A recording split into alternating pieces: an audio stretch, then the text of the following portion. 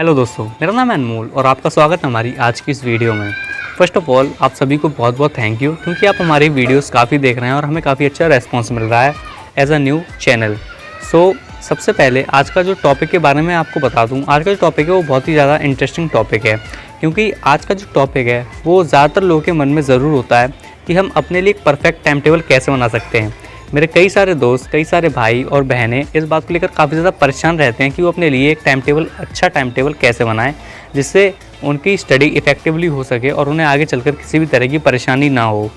और आज का टॉपिक इंटरेस्टिंग इसलिए क्योंकि आज मैं आपके साथ अपना खुद का पर्सनल एक्सपीरियंस शेयर करूँगा कि कैसे मैंने अपना टाइम टेबल बनाया था, कैसे मैंने उसे फॉलो किया था। And I want to say that कि मैंने लास्ट ईयर ही अपना 10th कंप्लीट किया है और बोर्ड के एग्ज़ाम्स थे, इसलिए मुझे टाइम टेबल थोड़ा सा अच्छा बनाना पड़ा, या फिर कह सकते हैं कि मुझे बनाना चाहिए था। तो बेसिकली मैंने विदाउट ट्यूशन इस टाइम टेबल को फॉलो करके अप्रॉक्सीमेटली 80% मार्क गेन किए। एंड आई विश कि अगर आप लोग भी इस टाइम टेबल को फॉलो करें तो आपके मुझसे ज़्यादा मार्क्स आएँ, आप अच्छे मार्क्स ला पाएँ। एंड मैं आपसे ये नहीं कहूँगा कि आप अगर इस टाइम टेबल को फॉलो करते हैं तो आप 80% या फिर 90% या फिर 95% स्कोर मार्क कर सकते हैं, क्योंकि ये पूरी तरह से आपके ऊपर डिपेंड करता है कि आप उस टाइम टेबल को कितना फॉलो करेंगे। क्योंकि वीडियो स्टार्ट करने से पहले आपसे मैं 2 बातें शेयर करना चाहूँगा, एक रिक्वेस्ट और दूसरी सजेशन। तो मेरी रिक्वेस्ट ये है कि अगर आपने अभी तक चैनल को सब्सक्राइब नहीं किया तो भाई नीचे जाओ, सब्सक्राइब वाले बटन को दबाओ, बेल आइकन को प्रेस करो और ऑल पे सेलेक्ट कर लो, ताकि जब भी मैं अपनी अगली वीडियो डालूँ तो सबसे पहले नोटिफिकेशन आपको मिल जाए। And the suggestion is, video को लास्ट तक देखना ताकि आपको और ज़्यादा अच्छे से चीज़ें समझ में आ सकें, ताकि आप अपना टाइम टेबल एकदम परफेक्टली बना सकें। बेसिकली हमारा वीडियो 5th क्लास से लेकर 12th क्लास तक के बच्चों के लिए है। 5th क्लास से लेकर के 12th क्लास तक के बच्चों को टाइम टेबल की ज़्यादा ज़रूरत होती है, क्योंकि यही टाइम होता है जहाँ पर उन्हें टाइम टेबल की सबसे ज़्यादा ज़रूरत महसूस होने लगती है। मैंने लास्ट ईयर 10th कंप्लीट किया है, मैं आपको बता चुका हूँ। उसी तरीके से मैं आपको बता रहा हूँ कि आगे मैं जब 12th में जाऊँगा तो मुझे टाइम टेबल को लेकर कोई भी टेंशन नहीं है, क्योंकि जो मैंने टाइम मैनेजमेंट मेरा बनाया है वो एकदम परफेक्ट है।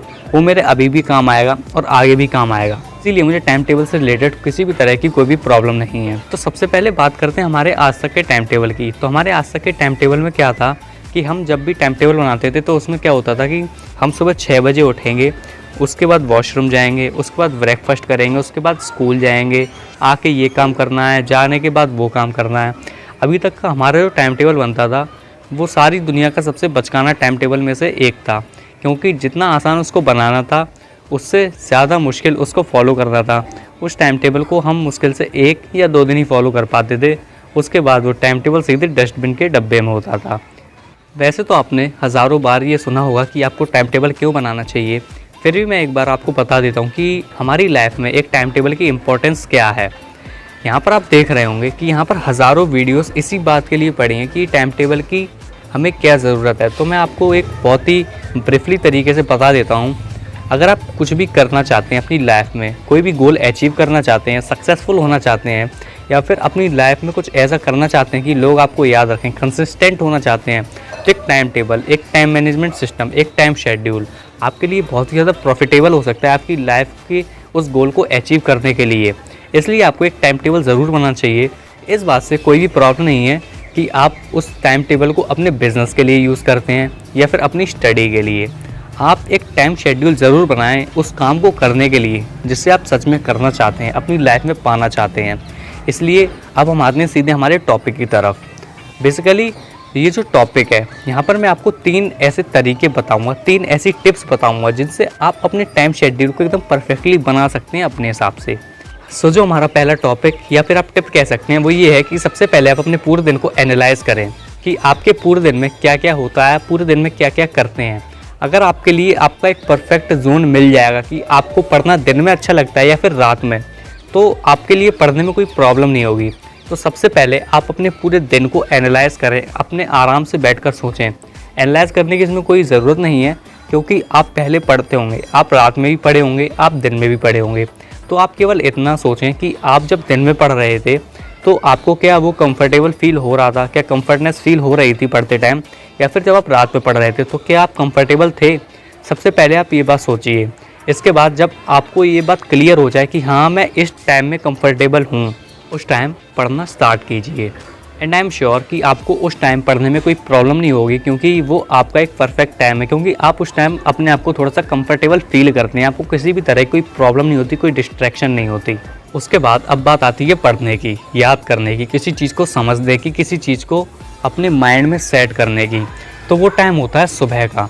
अगर आप किसी भी चीज़ को सुबह पढ़ते हैं तो पूरा दिन आपके माइंड में रहेगी, क्योंकि सुबह का टाइम आपका माइंड बिल्कुल फ्रेश होता है, किसी तरह की कोई भी टेंशन नहीं, बिल्कुल फ्रेश माइंड में आप उस चीज़ को पढ़ते हैं तो आपको वो चीज़ याद बनी रहती है। इसीलिए मैं सुबह 3 बजे उठता था, आराम से मेरे पास 3 घंटे होते थे पढ़ने के लिए। नॉर्मली मैं जैसे याद करता हूँ किसी भी चीज़ को उसी तरह याद करता था, और वो सबसे ज़्यादा प्रॉफिटेबल था। अगर हो सके तो आप अपना पढ़ने का शेड्यूल थोड़ा सा सुबह के टाइम में ज़्यादा रखिए, क्योंकि वो आपके लिए काफ़ी ज़्यादा प्रॉफिटेबल हो सकता है। तो जो हमारी दूसरी टिप है वो है टाइम मैनेजमेंट। अगर हम टाइम टेबल की बात कर रहे हैं, टाइम शेड्यूल की बात कर रहे हैं, तो टाइम मैनेजमेंट उसमें सबसे ज़्यादा इम्पॉर्टेंट है, क्योंकि अगर हम किसी भी चीज़ का टाइम मैनेज नहीं कर पाएंगे तो हमारा टाइम टेबल एक तरह से वेस्ट हो जाएगा। सबसे पहले आपको अपना माइंड बिल्कुल सेट कर लेना है, बिल्कुल एक गोल पे फिक्स कर लेना है कि मुझे इतने आवर पढ़ना ही पढ़ना है। जैसे कि मैं अपने माइंड में ये इस बात पक्की कर लूँ, सेट कर लूँ कि मुझे एक दिन में 4 घंटे पढ़ना है, चाहे वो कोई भी मेरा वीक सब्जेक्ट हो या फिर स्ट्रॉन्ग सब्जेक्ट हो। मैंने ये तय किया कि मुझे केमिस्ट्री समझ में नहीं आती, या फिर हम ये कह सकते हैं कि मुझे साइंस समझ में नहीं आती, तो मैंने क्या किया, मैंने पूरा 1.5 घंटा अपने साइंस के सब्जेक्ट को दे दिया। इससे क्या हुआ, जो मेरा बचा हुआ टाइम था उस टाइम में मैंने उन सब्जेक्ट्स को डाला जिनमें मुझे प्रॉब्लम थोड़ी कम थी। मैंने 1-1.5 घंटा जिसमें मुझे प्रॉब्लम ज़्यादा थी उस सब्जेक्ट को पूरा का पूरा अलग दे दिया, और जो मेरे बचे हुए जो स्ट्रॉन्ग सब्जेक्ट थे जिनमें मुझे आता था, मैं उन्हें कर सकता था, उन्हें मैंने अलग कर दिया। इसीलिए क्या हुआ कि जो मेरा वीक सब्जेक्ट था उसको और ज़्यादा टाइम मिल गया, उसको और ज़्यादा समझने के लिए मुझे टाइम मिला, और ज़्यादा सीखने के लिए टाइम मिला। और जो मेरे स्ट्रॉन्ग सब्जेक्ट्स थे उन्हें भी पढ़ने में मुझे कोई प्रॉब्लम नहीं हुई, क्योंकि मैं उन्हें आसानी से कवर कर सकता था। इसी तरीके से आप पहले एक अच्छा सा टाइम मैनेजमेंट करें कि आपको 4 घंटे पढ़ना है, 6 घंटे पढ़ना है, कैसे पढ़ना है। आप पहले अच्छे से एनालाइज करें अपने डे को, उसके बाद आराम से सोचें कि मेरे पास इतना टाइम बचता है पढ़ने के लिए, मैं इस टाइम को अच्छे से यूज़ ऐसे कर सकता हूँ। जैसा कि मैं आपको पहले बता चुका हूँ कि आप जितना भी रिटन वर्क है वो सोने से पहले ख़त्म कर लें, ताकि आपको लिखने का झंझट ना हो पढ़ते टाइम। पढ़ना और लिखना 2 अलग अलग चीज़ें होती हैं, इसीलिए आप इन दोनों को सेपरेट समझें। लिखना अलग बात है और पढ़ना अलग बात। पढ़ने से वो चीज़ आपके माइंड में फिट होती है, लिखने से केवल आपकी कॉपी भरती हैं। इसीलिए आप जिस चीज़ को पढ़ना चाहते हैं, जिस चीज़ को सीखना चाहते हैं, उसके लिए एक सेपरेट टाइम मैनेजमेंट करिए अलग से। जैसा कि मैं आपको बता चुका हूँ कि आप सुबह के टाइम में ज़्यादा उस चीज़ पे फोकस करिए तो आपके लिए ज़्यादा प्रॉफिटेबल होगा। और जो हमारा तीसरा टिप या फिर तीसरा पॉइंट है वो है मोटिवेशन। मोटिवेशन इसलिए क्योंकि अगर आपके पास कोई मोटिव नहीं होगा पढ़ने का, आपके पास कोई इंस्पिरेशन नहीं होगी पढ़ने की, तो आप पढ़ेंगे ही नहीं।